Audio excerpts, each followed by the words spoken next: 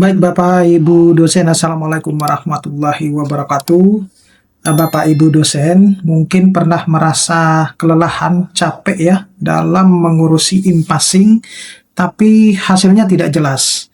Nah, mulai tahun 2026 ini, seiring dengan diterbitkannya Permendikti Saintek nomor 52 tahun 2025, pemerintah itu resmi menghapus impasing dan menggantinya dengan mekanisme baru penyertaan tunjangan profesi dosen yang lebih sederhana. Nah, sekilas itu mungkin terdengar kabar bahagia ya, tapi kenyataannya kebijakan ini sangat menguntungkan sebagian dosen dan menjadi tantangan serius bagi sebagian yang lain.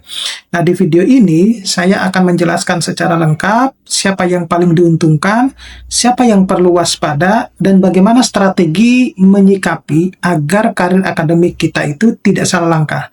Oleh karena itu, pastikan Bapak Ibu dosen menonton ini sampai selesai, karena informasi ini bisa menentukan masa depan karir Bapak Ibu dosen ke depannya.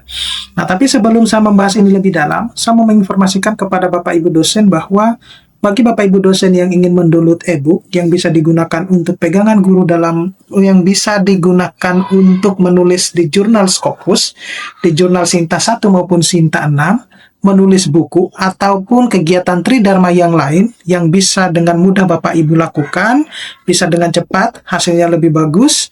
Bapak Ibu dosen bisa mendownloadnya melalui link yang sudah saya sediakan di deskripsi dari video saya ini. Nah, yang pertama dulu Bapak Ibu dosen, jadi per 1 Januari 2026 pemerintah itu resmi ya menghapus yang namanya impasing ya. Jadi mekanisme impasing itu sudah dihapus. Nah, tujuannya seperti apa? Jadi tujuannya itu biar sistem itu lebih adil, sederhana, dan transparan gitu. Nah, kita ketahui bahwa sebelum 2026 penyetaraan tunjangan profesi dosen non-ASN itu dilakukan melalui impasing, yaitu proses administrasi panjang yang bergantung pada kebijakan internal kampus, kemudian berbeda antar wilayah dan perguruan tinggi, mungkin juga seiring memakan waktu lama dan tidak pasti. Nah, ini adalah perubahan besar yang menghilangkan salah satu sumber stres administrasi dosen ya. Jadi ya bisa dikatakan kita tidak perlu lagi mengurus impasing dan lain sebagainya. Jadi mungkin kalau Bapak Ibu dosen sebelum tahun 2026 yang pernah berjibaku dengan impasing, di tahun 2026 nanti ketika kenaikan jabatan akademiknya secara resmi impasing sudah dihapus. Nah, seperti apa perubahan utamanya kalau kita lihat ya, jadi mekanisme baru penyetaraan tunjangan profesi itu sebagai pengganti impasing itu menetapkan penyetaraan tunjangan profesi dosen akan dilakukan oleh LL Dikti masing-masing di wilayah ya, masing-masing wilayahnya.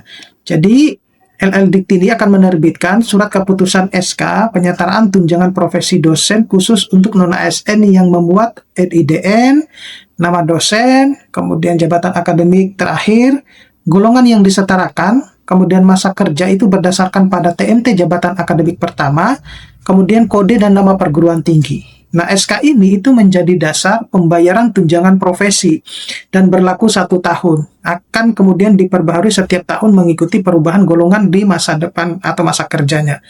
Nah, ada 3 faktor penentu tunjangan profesi ya di sini. Jadi penyetaraannya itu 3 faktor ini adalah jabatan akademik ya. Kalau kita jabatan akademik itu kan kita ketahui ada asisten ahli, lektor, lektor kepala maupun guru besar ya. Ini yang disebut dengan jabatan akademik kemudian menjadi penentu utama level tunjangan.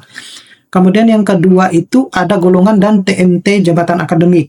Nah, golongan dan TMT jabatan akademik itu terdiri dari golongan dosen disetarakan dengan ASN. Kemudian dasarnya adalah jabatan akademik terakhir yang sah. Kemudian tidak lagi ditentukan oleh impasing. Nah, progresi golongan itu mengikuti TMT jabatan akademik.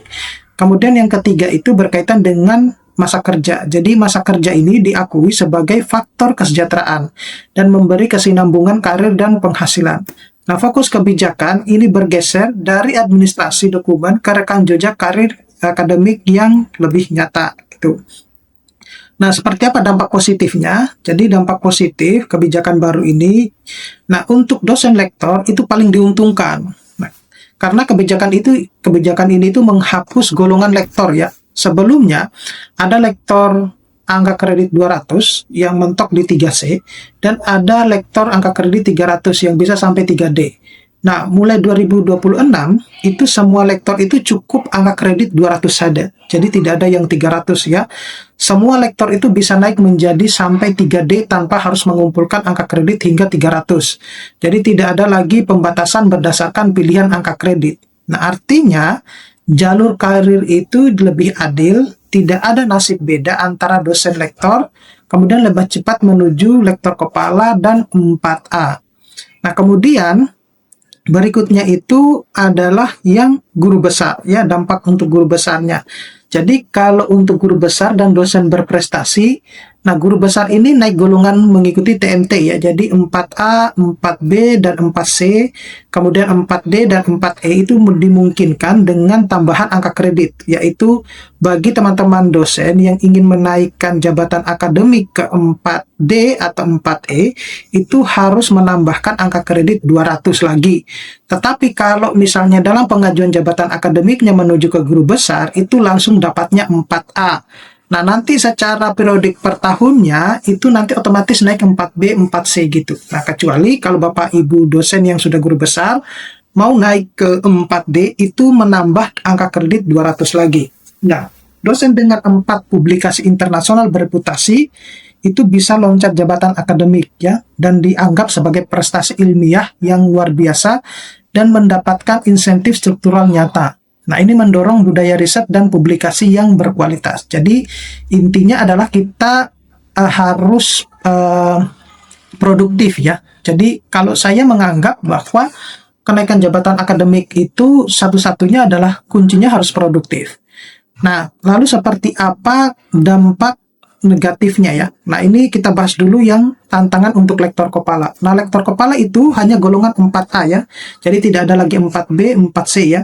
Nah, perlu strategi khusus untuk menuju ke guru besar, yaitu kalau misalnya berangkatnya dari lektor kepala berarti cukup 2 artikel jurnal internasional bereputasi ya. Salah satunya itu adalah harus yang Q2 dan bertindak sebagai penulis pertama dan penulis koresponding. Jadi tidak bisa milih salah satu ya. Dia misalnya hanya cuma bertindak sebagai penulis pertama dan tidak bertindak sebagai penulis koresponding. Jadi Bapak Ibu dosen kalau butuh untuk diskusi komunikasi ya, mungkin kita bisa diskusi lebih lanjut ya terkait ini, biar nanti Bapak Ibu dosen itu tidak salah langkah. Bukan mengguru ya, tapi kita saling belajar.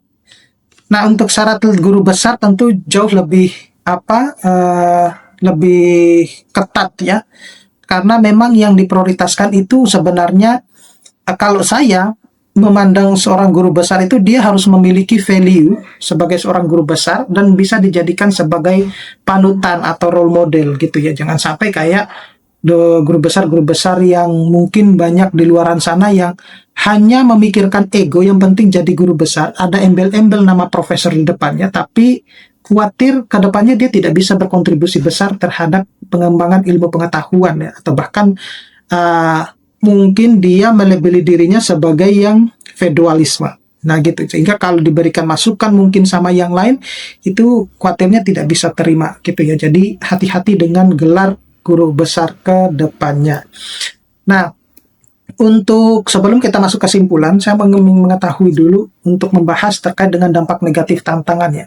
Tadi sudah lektor kepala itu kita tidak lagi memandang dia hanya cukup 4A ya, 4B itu 4C itu variasi sebenarnya. Tapi TMT setiap 1 tahun atau 5 tahun itu bisa saja tetap 4A gitu ya. Jadi potensi menimbulkan stagnasi jika tidak segera naik ke guru besar. Jadi Bapak Ibu dosen ya, khusus untuk yang lektor kepala itu untuk lektor kepala itu berapapun TMT-nya, Bapak Ibu dosen tetapnya di 4A gitu ya. Gitu. Ini yang sangat merugikan menurut saya.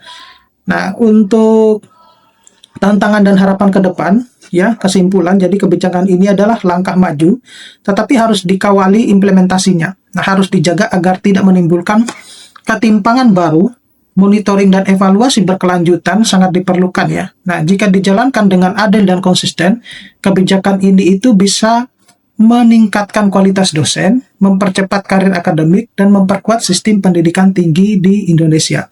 Oke, saya kira cukup sekian Bapak Ibu dosen. Mudah-mudahan ini bisa bermanfaat. Nanti kita akan ketemu pada video-video selanjutnya. Saya Iri, Assalamualaikum warahmatullahi wabarakatuh.